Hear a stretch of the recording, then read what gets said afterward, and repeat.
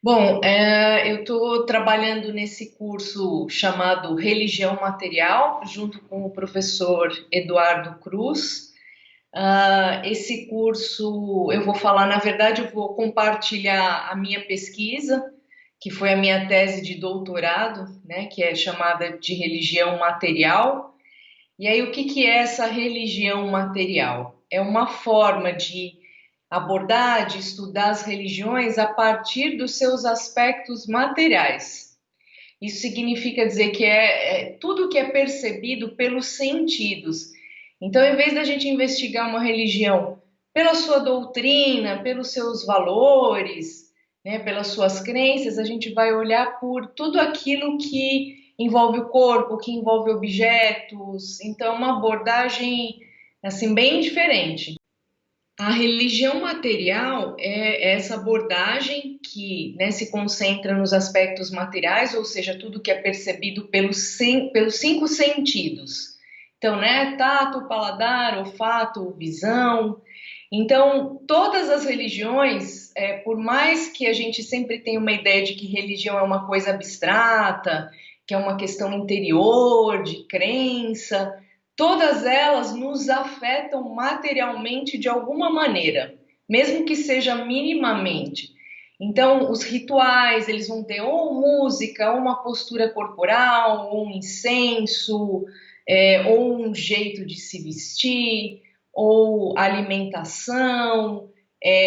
Então, todas as religiões vão ensinando coisas para a gente a partir desses elementos. Fora toda a mensagem, toda a doutrina, toda a parte teórica, tem tudo isso que acontece e a gente vai aprendendo esses valores sem nem perceber. Isso que é muito interessante. A gente não para pensar muito nisso, em como as religiões modelam, né, nos modelam, né, fazem ser de uma maneira ou de outra a partir dessa materialidade. Então, a disciplina consiste nesse estudo. Todas as religiões, de algum jeito, vão nos tocar materialmente, vão fazer alguma coisa em relação ao nosso corpo. Algumas religiões são muito evidentes, outras a gente quase não percebe. Então, quando a gente compara, por exemplo, a Umbanda, então a Umbanda tem os atabaques, tem as roupas, tem o incenso, tem o uso das ervas, tem a questão da incorporação. Então, quando você vai a um ritual de Umbanda, você se sente de uma determinada maneira.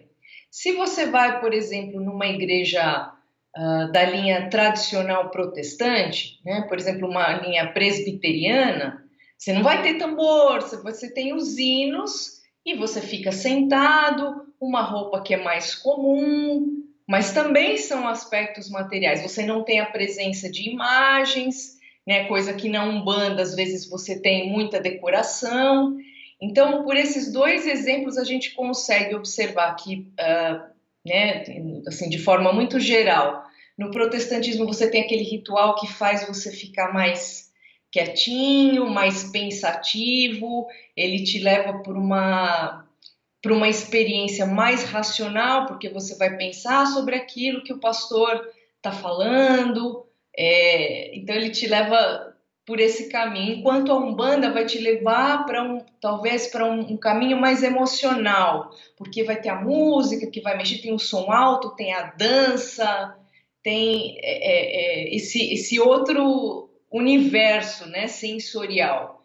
Então, se a gente pensar numa pessoa que foi educada dentro da igreja, né, dessa igreja presbiteriana que a gente está aqui idealizando, e pensar numa outra pessoa que é educada na Umbanda, né? Então, se a gente pegar assim, duas pessoas que desde crianças, né, estiveram numa religião ou na outra, elas se tornam pessoas que se desenvolvem sensorialmente de maneira diferente. Então, elas vão experimentar o mundo de maneira diferente a partir daquela maneira como elas foram formadas sensorialmente. E aí a gente tem, né, um milhão de formas de estudar. Então, se a gente pensar uma pessoa que se converte, né, de uma religião para outra, então é um mundo sensorial completamente diferente.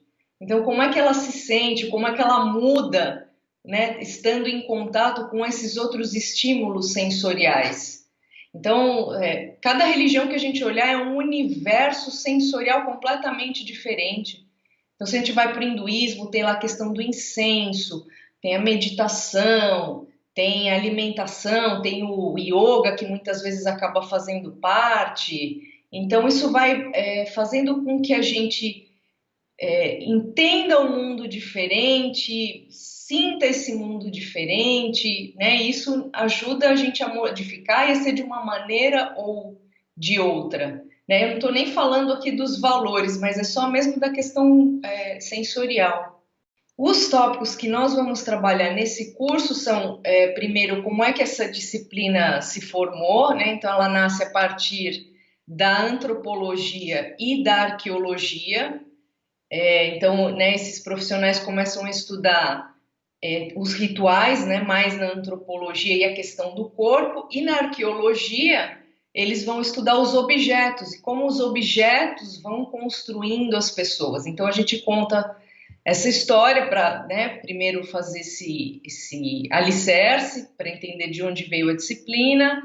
Depois a gente vai olhar várias religiões e como elas trabalham, né, os diferentes aspectos sensoriais e que efeito isso tem.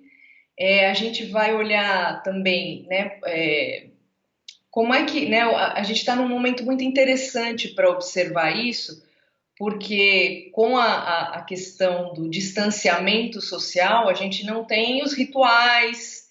Então, como é que as pessoas estão se sentindo? Ou, né, alternativamente, quantas religiões estão trabalhando com rituais virtuais? E como é que é, né, agora esse mundo? Então, quer dizer, é um jeito diferente já de tocar os sentidos.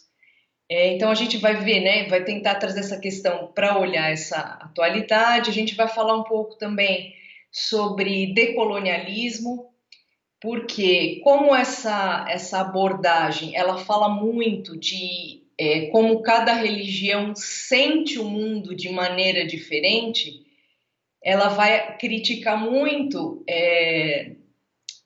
que a gente tem uma padronização que acaba sendo europeia, branca, e que é um jeito X de ver o mundo. E que tem outras religiões que vêm de outras culturas, onde outros sentidos são mais importantes, onde se sente o mundo de uma outra maneira e que ao longo da história da humanidade essas maneiras de sentir o mundo têm ficado de lado. Então, como é que é resgatar isso? Então, essa teoria tem um apelo muito grande a essa questão da decolonialidade, da inclusão, porque cada cultura vai usar os sentidos de maneira diferente.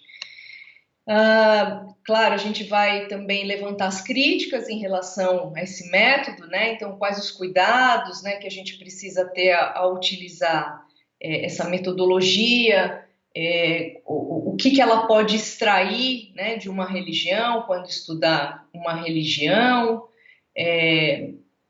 Mas eu acho que o cerne, né, o que a gente mais vai, a mensagem que a gente pretende deixar é como a gente não presta atenção, né, nessa questão sensorial e ela está permeando, ela está nos permeando o tempo todo, até a gente aqui sentada, né, a gente usando o computador e não estando mais, né, assim, pessoal, né, conversando pessoalmente, como isso nos afeta o tempo todo e até no estudo das religiões. Então, assim, eu estudar uma religião só a partir do texto, eu vou ter um resultado, mas se eu olhar esses outros aspectos, eu vou ter outro resultado. Uma coisa que a gente vai olhar também em relação ao conteúdo é como as abordagens brasileiras, né, têm um certo potencial para olhar essas questões materiais. Embora no Brasil a gente não fale em religião material, isso parece um tema muito novo, né, uma coisa que ninguém olha muito, a gente tem esse potencial para as questões materiais. Primeiro, porque as nossas religiões têm uma materialidade muito evidente. Então, a Umbanda, o Santo Daime, até mesmo assim os nossos cultos pentecostais, tudo é muito corpóreo, até pela nossa herança indígena, africana. Mas quando a gente fica muito europeu na academia, a gente acaba esquecendo desse lado. E é uma pena, porque o Brasil tem esse potencial para, eu acho que, liderar essa área.